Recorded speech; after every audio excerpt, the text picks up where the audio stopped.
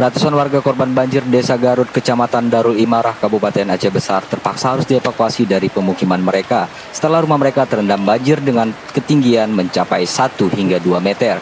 Banjir yang melanda pemukiman warga Desa Garut ini terjadi sejak Jumat dini hari setelah diguyur hujan deras sejak Kamis kemarin. Personel TNI dan polisi mulai melakukan evakuasi ratusan korban banjir dengan menggunakan perahu karet dan truk milik TNI.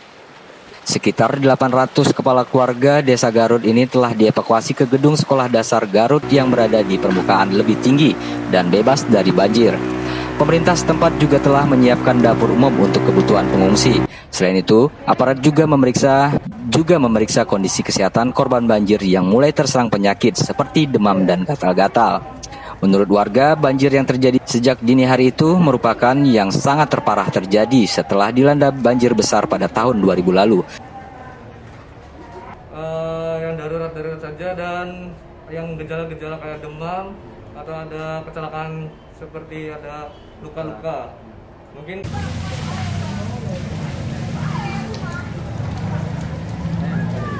dari Aceh Besar, Jamal Usis melaporkan.